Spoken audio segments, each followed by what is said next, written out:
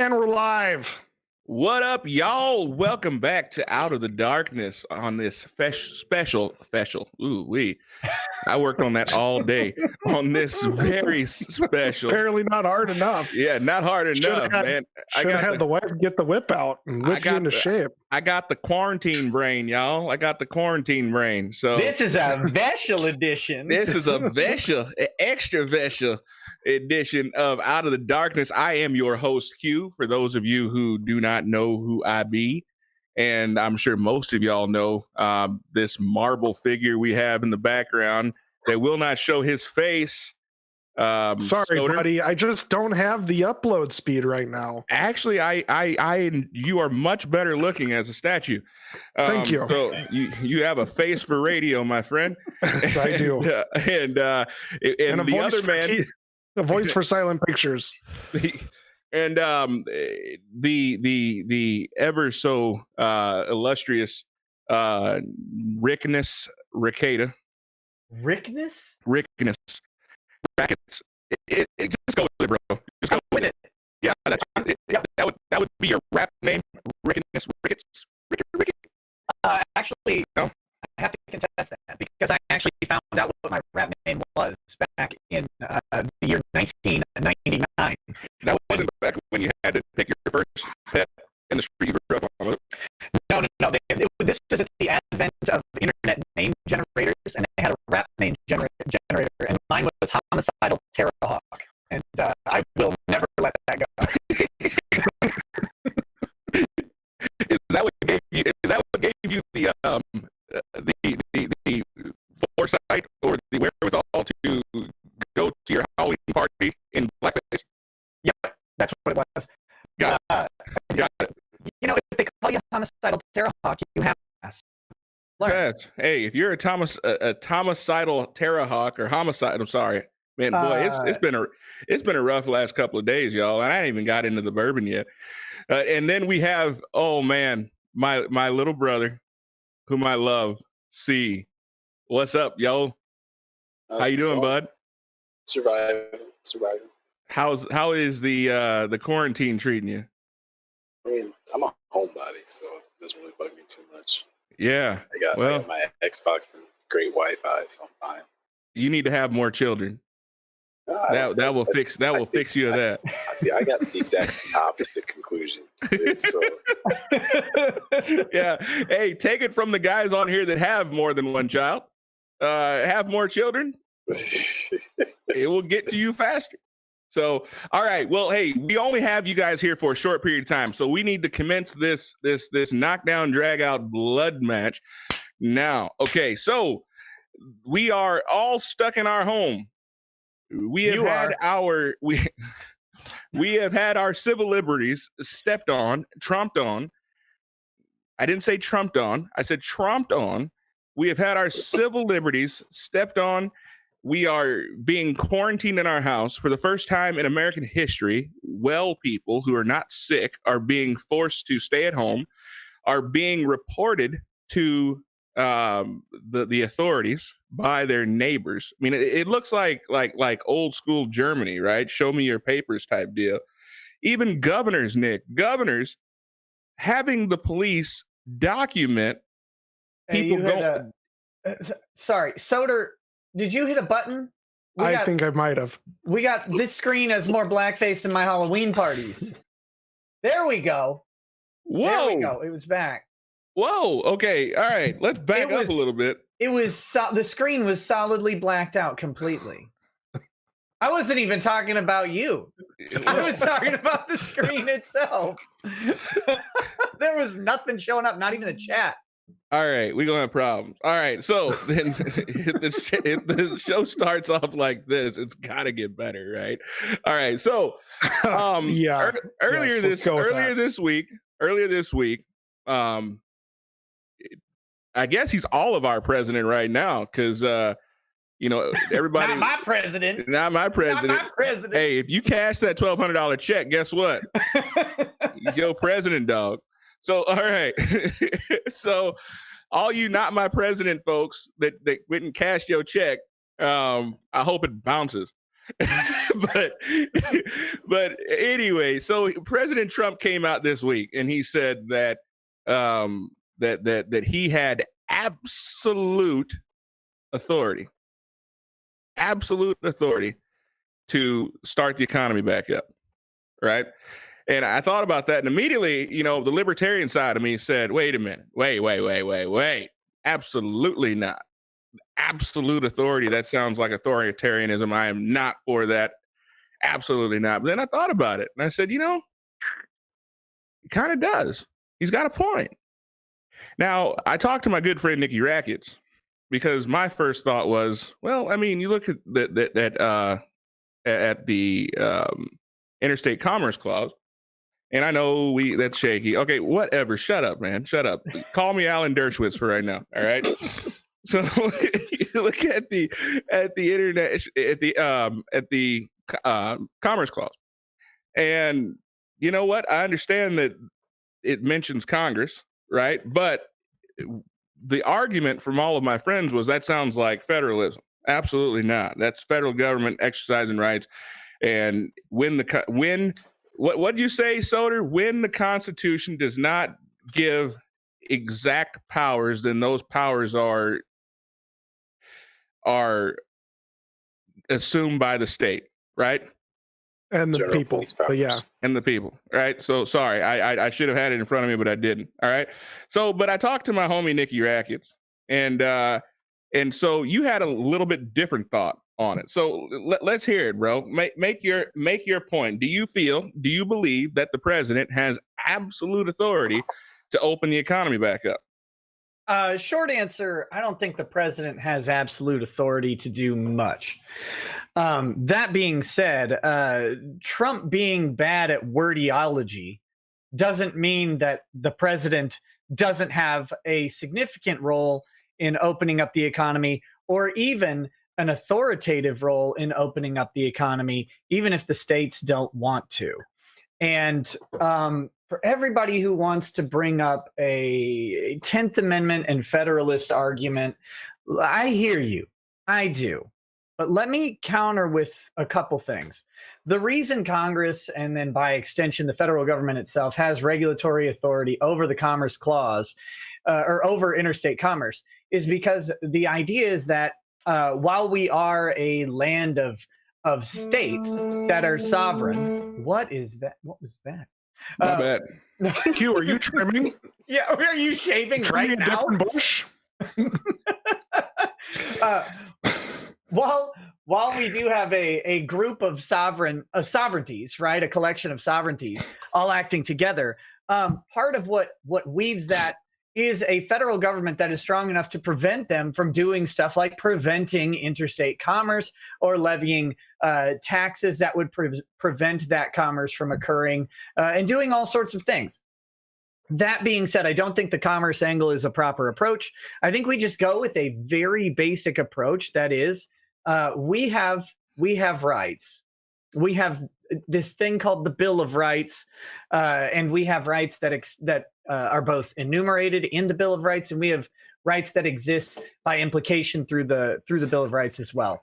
And ever since the passage of the 14th Amendment, following the end of the Civil War, those rights have been incorporated to apply down to the lowest level of government, all the way down to your city commissioners and city police officers. So there's always a minimum bar of the federal Constitution, period. And shockingly, the federal government has the ability to enforce upon states, municipalities, counties, everything, all the way down to your low-level police department. They can enforce against a department that is engaged in what's called a pattern of activity that infringes upon guaranteed rights. The civil rights that we all expect. And those are both constitutional rights and rights that came later, such as rights under Title VII, the Civil Rights Act, for example, rights that were existed but more clearly codified, right? So going beyond your constitutional rights and your implied rights are the rights that are statutorily created at the federal level. Those can actually be enforced. And there are cases on this law, upholding it, that are very, very recent. It gives the federal government the ability to say, nope, you're infringing on rights. You've got a pattern of behavior, and we're actually going to stop you. Okay. It's great. It's fantastic. So basically what you're saying is the 1960s and 70s, when black people were wanting to go to schools for white people, that's the same framework, right? No. Actually, this law is newer than that.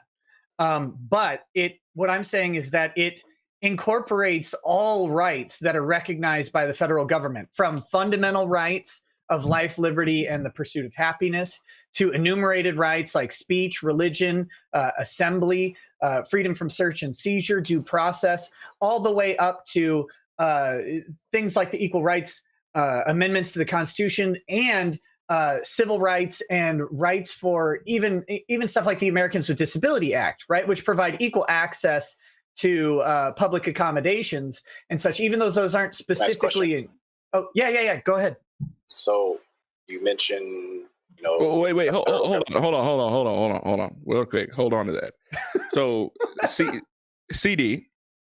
I just wanted to ask a question. I know, but I want to ask you a question before you. Sure.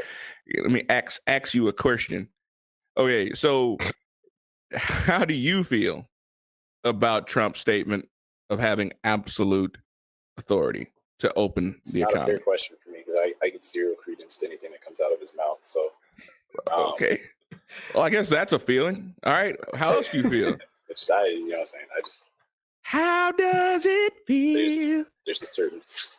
I'm not even going to get into it, but I just don't really pay much attention to what he said. Can I ask you how you like that check, though? The check that came from my congressional officials was pretty fantastic. This check that was appropriated by Congress. I don't remember. See, now it's Congress. Had Obama sent that damn check to you, it would have been it'd have been different, because it would have been Congress coming to Obama being like, "Yo, you need to do this." This man was telling us that this was going to be over in 2 weeks, not to worry about it, get back to work. But then his buddies in Congress were like, "Yo, you need to do this," and he was like, "Yeah, by the way, I'm gonna do it. Put my name on the check." Like, so man, like, nah, that's. Wait, but didn't he say that? Swagger jacking? In the words of my 6-year-old daughter, you sound like a hater, bro. All right. I know. Facts hurt, bro. No, anyway, I'm not hurt at all. I'm not hurt at all. My question. Okay. I don't want to talk about Trump, man. That dude makes me tired. Like, I don't want to talk about it. Bro, the title of the show is. I meant, okay, that's specific. That's Trump, specific. You came on here knowing we was going to talk about Donald Trump. Right, so don't act brand new now. We were going to talk about it from a constitutional aspect. We were going to yes, more we what are. He said. And Nick is spitting some constitutional knowledge right now. So all right, so if we could get back to the topic at hand. Let's get back. Okay, so ask your question. Thank you, sir. Question was. Say that again. I like that. So is Trump. But what I was going to ask was, you mentioned the federal government having the power to enforce their laws and whatnot. But correct me if I'm wrong, there is, depending on the law and what level of state government it comes at, there is a standard that must be met before that. These laws aren't just enforced blindly, right? It's not like the federal government goes into court and is like, "Yeah, you're the federal government, you win." There's a certain standard. Right. Hey, it sounds like counsel is testifying. Ask a question, please. So, hypothetically speaking, there are circumstances that exist where your rights that you have, enumerated or not, can be overridden depending on the level of scrutiny that certain right has to be under, right? Because you've got strict scrutiny, right? So the government's got to reach this super high bar before they can discriminate against black people. You know what I'm saying? There's a not so high bar to discriminate against genders and such. And then there's virtually no bar to say, take away your right to gather in front of city council. Like, they can say, you can't gather in front of this place without this permit. Technically, that's violating my First Amendment right to freedom of association.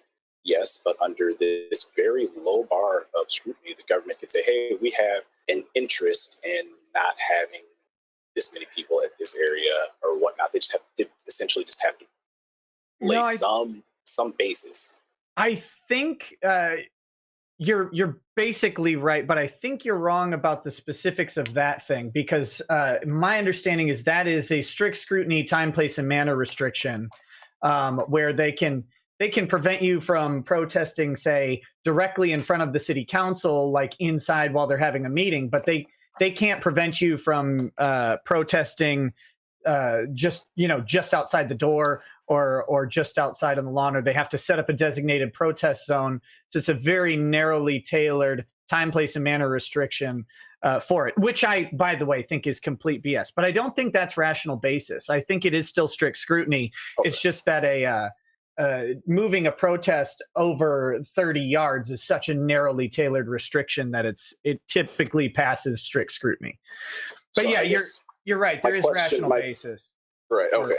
Yeah. So, with that being said, is there then a scenario where the states can satisfy? I'm not going to say what level of scrutiny that they would have to achieve, but if the states can say, "Hey, we're trying to save people's lives. We understand there are certain freedoms that are being infringed upon, but we have this inherent interest in keeping our vulnerable population alive.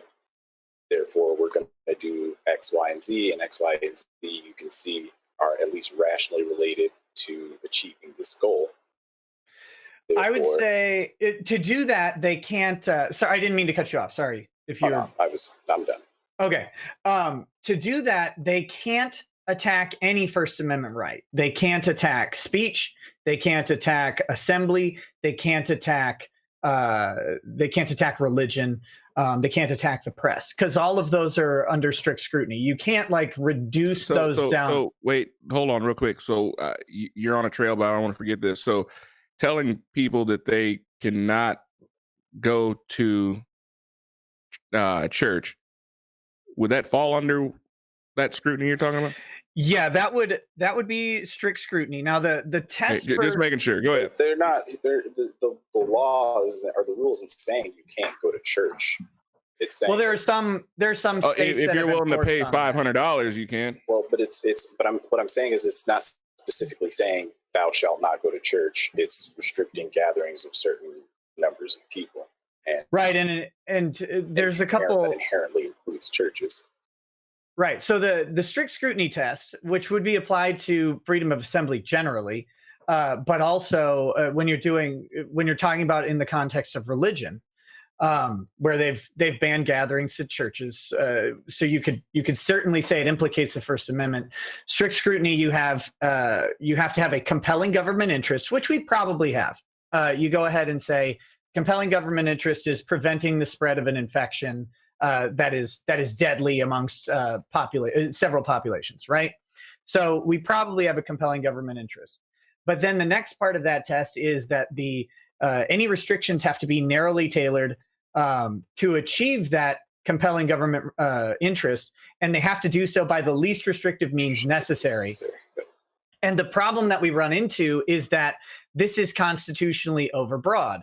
If you say that, well, it's not just churches, then we are restricting otherwise non-essential activity, right? Or activity that you don't have a right to. You say, okay, well, you don't have a right to have a gathering of more than 10 people. There's no specific right for that.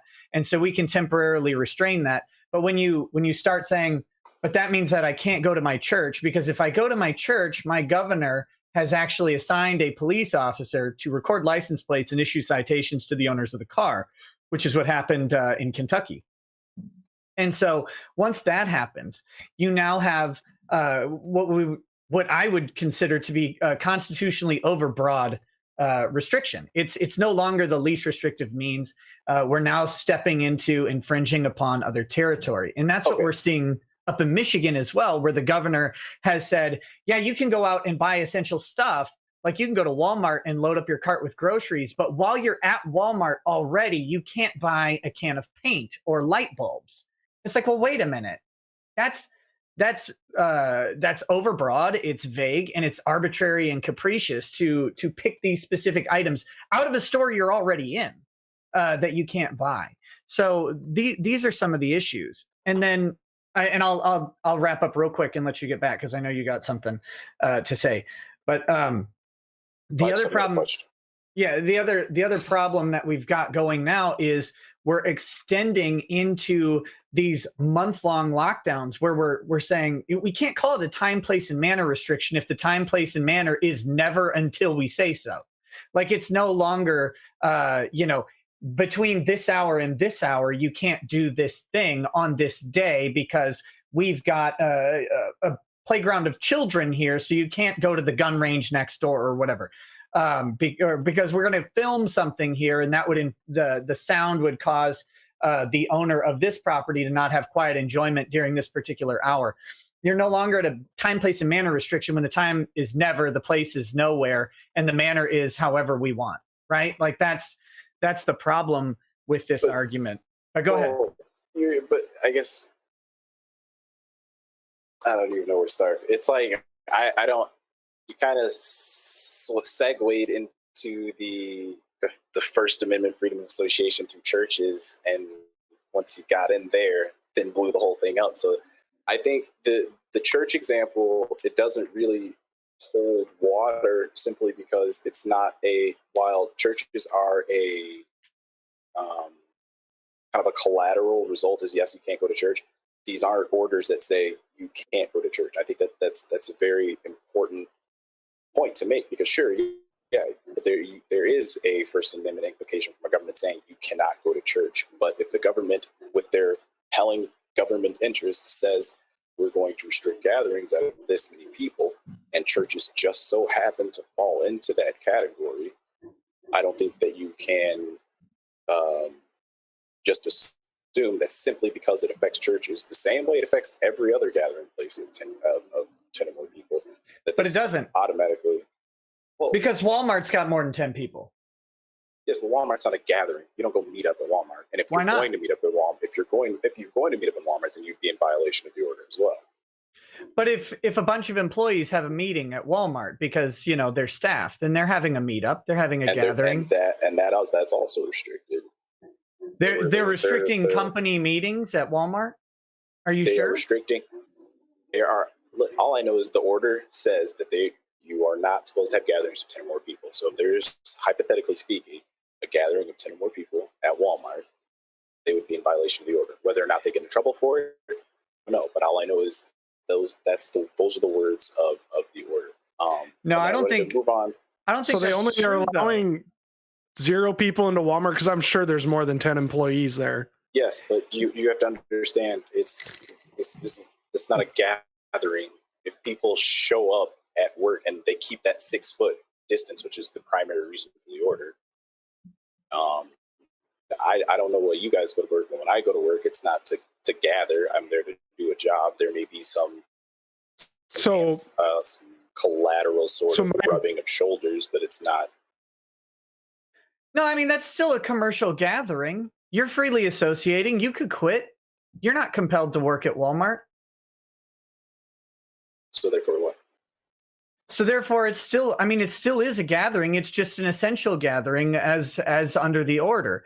Just because they don't put in there, you can't go to church specifically doesn't mean by implication that church is somehow not part of the consideration, because they did exempt several activities as essential, like going to work at various types of employment, which are, again, you can easily make the argument that many essential businesses are arbitrarily deemed to be essential. Sure.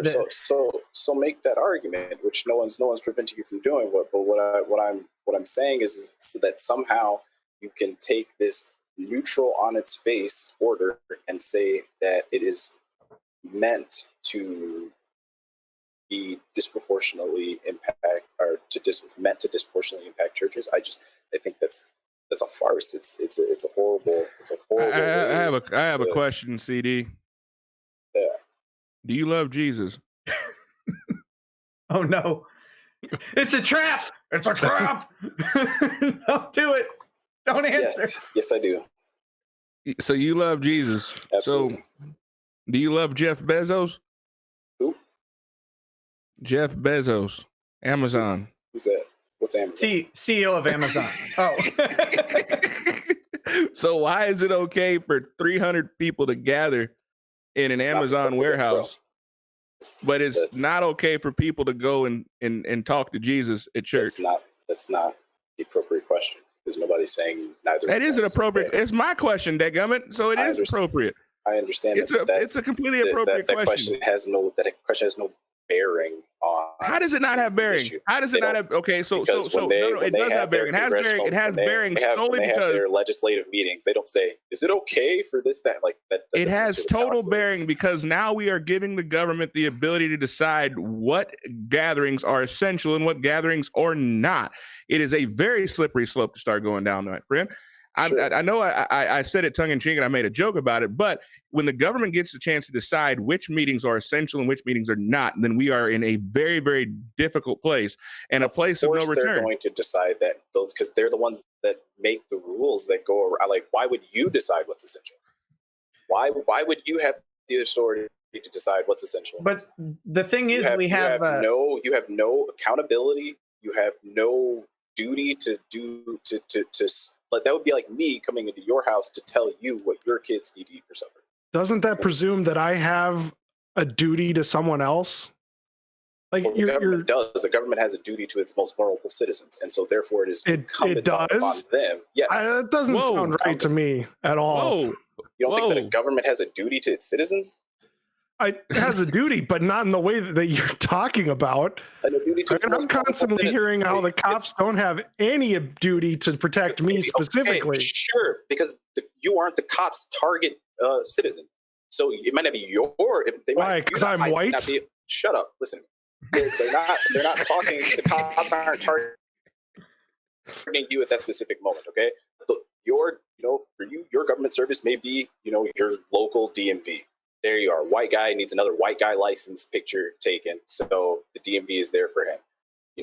So we have more vulnerable citizens that need health and human services. We've got other citizens that do need law enforcement. You've got other citizens, and the list goes on and on. But what I'm saying is that a government owes a duty to its citizens. And a lot of times those protections are to be extended to its most vulnerable citizens. And that is why they are the ones that need to decide what is essential and not Mr. Guy sitting behind the computer screen. You know what I'm saying? Like, because I can sit here with a wave of my hand and say, yes, churches are important. Everybody needs to go to church. And then these 400 people go and pile into this auditorium. They all get infected and go to the sick grandma down the street. And now she's dead. You know what I'm saying? Like, so let me ask you this. That doesn't affect you at all. That has no impact on you. But as a why would it not be more efficient? Why would it not be better? Okay, to require the most vulnerable citizens to quarantine and allow the rest of us to continue life in running our businesses. I don't know. Maybe that's a letter for your representative. Listen, you're misunderstanding. I'm not arguing that this is a fantastic idea. I'm merely arguing that there's a legal basis. But you made an argument that it was actually you made the argument that it was actually a decent idea. You made the argument that they had a right to. Well, if I that's what I'm hearing. You're making an argument that the government is in the right for making these rules. No, I'm making the argument that the government has authority to make these rules. Okay, well, you're wrong on that one too, because the government. Don't see how. Well, once again, show me. I live to learn. So show me where I was wrong, and I don't want to go thinking the wrong thing. So if you tell me where I was wrong, I gladly. Well, I mean, I can tell you. Sure. They don't. The government can't ban protected activity under the guise of, well, we just banned everything though, bro. Like they can't do that. Sure they can. No, it still implicates the First Amendment. No, and it still has to pass strict scrutiny. Yes, but the strict scrutiny has also, it's under strict scrutiny. If something is like, you take racial disparities for example.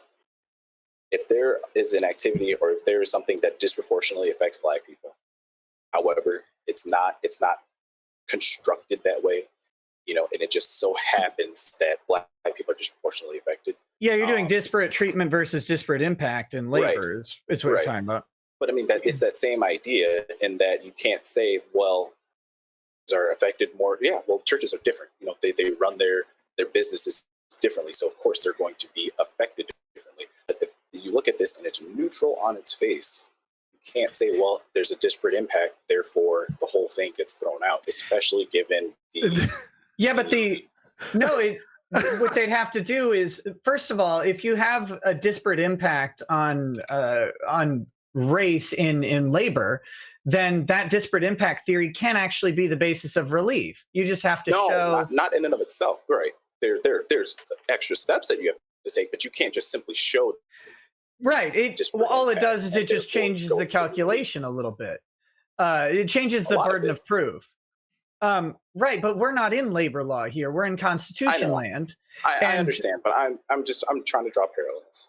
Yeah, but the problem is the parallel right now, since we've let's do this in labor law. Let's say, well, we're not hiring anybody except Asians because they're essential. Like suddenly we have, look, they banned everything except the essential ones. Okay, right? Well, if Asians were the only people supplying essentials like food, groceries, haircuts, clothing, coronavirus aren't essential. I thought all the barbershops were closed. At least they are. The times that we allow that, we do actually allow that. By the way, like if you're casting Genghis Khan, you can limit your selection to Asian men for that casting, because that makes sense, right? But the time that we actually do that in labor is really, really rare. And it's nothing anywhere near as broad as what we're doing here. It's extremely narrow. It's like this particular role. You can't even really do that for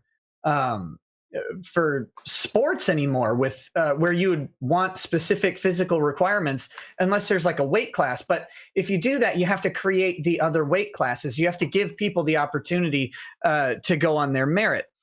So we don't have this thing. But the problem is we're not in labor law. We're still in the constitutional, we're in First Amendment land where strict scrutiny reigns. And when you impact, and disparate treatment and disparate impact are not First Amendment principles. I want to be very clear on that. So when I'm using the word treat and impact here, I'm not using it in the labor law context. But when you implicate or restrict a fundamental right, like the free exercise of religion, which is specifically enumerated, you say, no, you can't go to church. Well, you have frankly stepped right on the idea of free exercise. There's no way around it. You stepped on going to church. Last Sunday, guess what I did? I went to church on my couch through a TV screen. You did. Never person knocked on my door and said, you're violating. So not only did I get to worship Jesus, I did it fully legally. You did. Because that's how you chose to do your free exercise. Sure. But if my free exercise, if I'm a Catholic, now the Catholic Church... the Pope said you could pray. He said it's okay. You don't need to come to church to pray. That's wonderful. But a lot of Catholics don't like this Pope.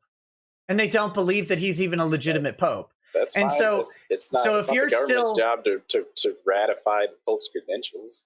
It's not. That's the beauty of it. Because if it was, they could just say that Pope Francis was right and you can stay home. But they can't do that. They can't actually restrict your ability to freely practice your religion. You can't go get Eucharist as a Catholic, something that you're obligated to do every Sunday and every feast day. A lot of Catholics are bad at it, okay? But there are holy days of obligation where you are required to go and receive Eucharist to maintain in good standing with Catholicism. And if you're a hardcore Catholic, that you're prevented from going and receiving Eucharist due to social distancing, and because, say, the governor of your state threatens to jail you or fine you for doing so, you've impacted the free exercise of religion. Just because you didn't do it that way doesn't mean that you can restrict me in a similar way. You just can't do that, because that's just not how we roll. We don't get to pick the winners of different religious practices. You keep saying you can't do that, but what I'm telling you is that you can, and they do.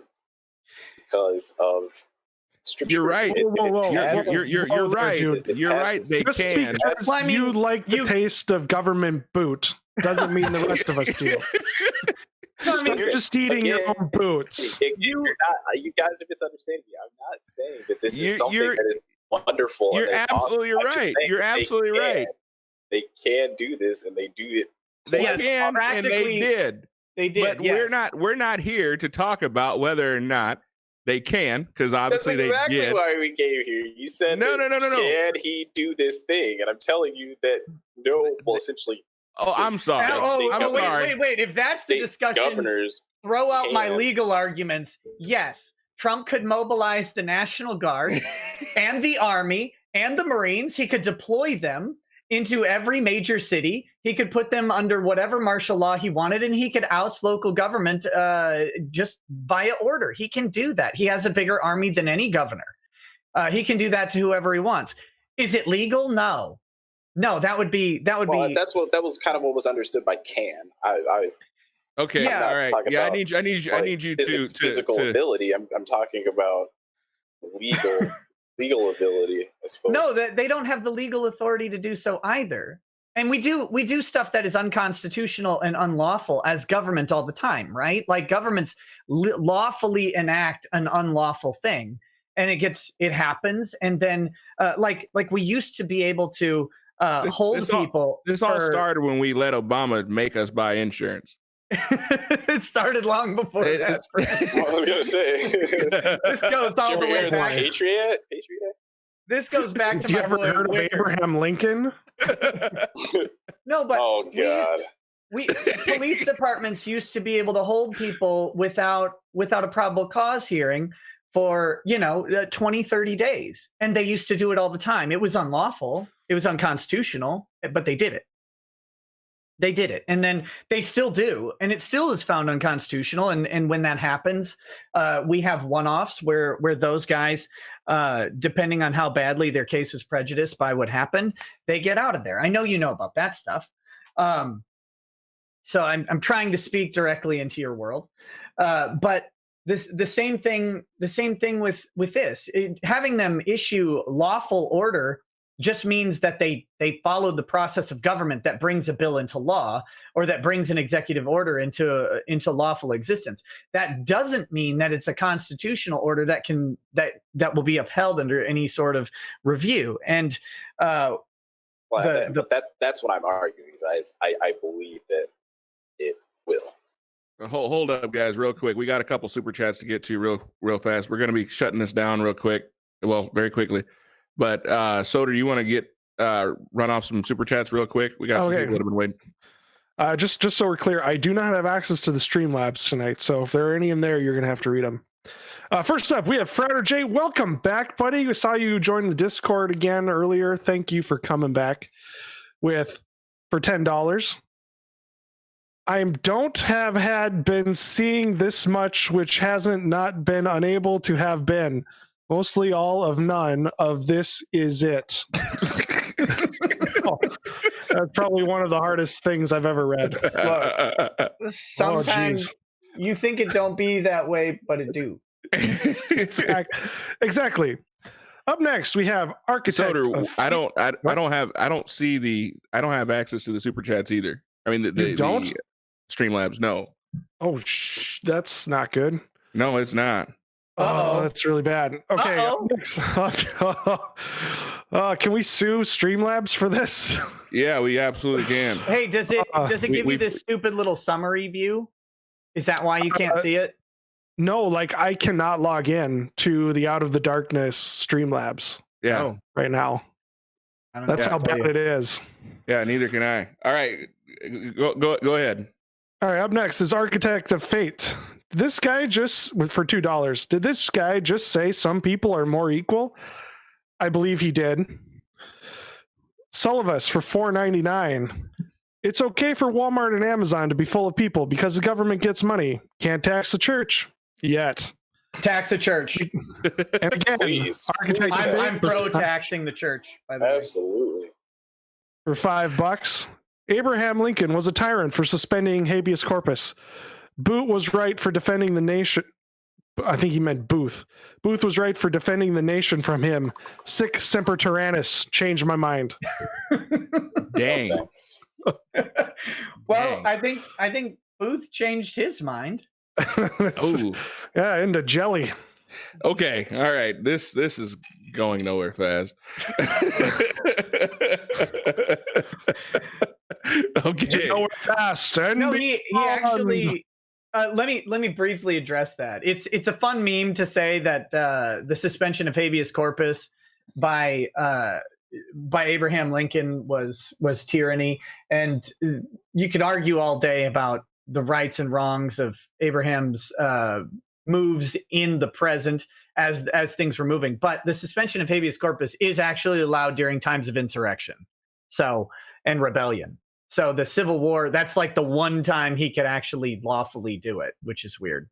But sorry, that one bothers me. It rankles. So you, just so we're clear, you are okay with the suspension of habeas corpus? Oh no! Is that the soundbite we got? We get a soundbite out of every single Rackets appearing, and I think that's the one. Only under Nick, circumstances where cat girls exist. Where is this going? Where is this going? You went there. You tried to go there. I will take you. I'll take you down that yellow brick road. No, thank you. I'm okay. All right. So, I appreciate it, guys. I promise you guys this will be a short stream. Last arguments. The original question. Does Trump have total authority? CD, your closing arguments on that specific question. Total authority to do what? Does he have total authority to open the government back up, or open the economy back up? Fully open the economy back up. Like I said, I spoke to you earlier. I don't know what that means to open up the economy. If you mean, can he force states to force governors to tell their states to open up for business? No. Okay. And Rackets. I don't think he has total authority to do it, but I think there is a tipping point where he does have the authority to override shelter-in-place orders and emergency powers of state governments. I think there is a tipping point where those become impermissible exercises of restrictions of fundamental rights, and that the Department of Justice, specifically the Attorney General, under 34 USC 12601, has the ability to go ahead and stop that from happening. All right. You want to respond? Hey, before we go though, or Nick, if you want to leave, that's fine. I understand you need to go. Anyway, I did get a chat from Osmodeus with all his Streamlabs. Since he is our whale, I feel we should read these as soon as possible. Absolutely. All right, first up, for $5. Nick, the government is only within its rights when it's convenient for me. Rackets. Also, from Osmodes for $2. I don't go to work to gather. I go there to work, he says. My semantics are better than yours, he says. $2. Nick, plenty of laws contradict what is perceived as religious practice. Unless you want to tell me FGM should be legal. Should circumcision be legal? This is not a foreign concept. Don't act like it is. Circumcision he was calling legal. you out there. Wait. FGM, though? I don't think FGM is. No. The circumcision has... illegal. Yeah, male circumcision has not been recognized as an infringement on the fundamental rights of a child the way FGM has. That's not saying that it isn't the same thing. I'm just saying that that's not where we have been at in our jurisprudence so far. I know there are a lot of people arguing for that, and you can go ahead and do that. But no, your free exercise is balanced as always by the rights of other people.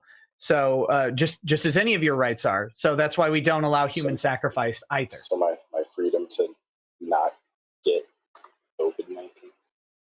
Yeah, you have the right to stay at home if you want to. You Like, actually you can stay at home the rest of the year if you want to. No, but you But, see, he's one of the most vulnerable in society. I'm essential. you, but you you're- have I a, go gather at work. you have a fundamental right to not have your heart cut out on an altar and then have you kick down the staircase of a giant pyramid, but you don't have a fundamental right to avoid the contraction of a communicable disease, especially an airborne one. There isn't one, because otherwise everybody who went anywhere and coughed on their shopping cart would be liable, and we can't do it. It's unmanageable. Why not? All the mouth breathers, lock them all up. If you cough without covering your mouth in public, Hey, I lick those shopping carts on purpose. You stop it.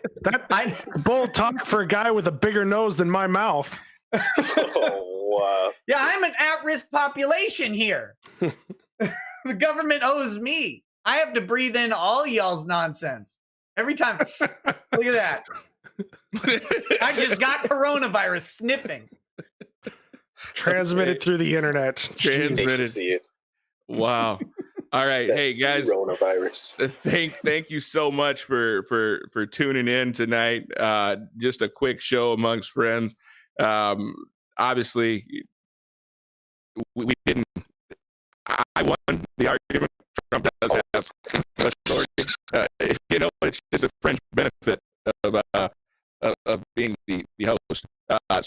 But hey, if you are not subscribed to the show, please press the like button, like the video, or like the show. If you are not presently subscribed to Out of the Darkness, be sure to press the subscribe button before you leave. We appreciate it. We will be back here this weekend. Back here, we will have a dank show ready for you on Sunday. Nick, you got a show this Sunday? You know for sure whether or not? I don't know yet. I skipped 2 shows this week, so I might be doing ones over the weekend. I'm not sure yet. And I will be on your show tomorrow, will I not? Yes, you will. We are having All a right. Chad Dad chat. It'll be good times. Fantastic. So I will be on Nick's show tomorrow. I'm looking forward to that. So please be sure to subscribe, like the video, and we will see you guys next time. Thank you guys so much for tuning in, and we look forward to seeing you. Take care. Have a good night. Night, everybody.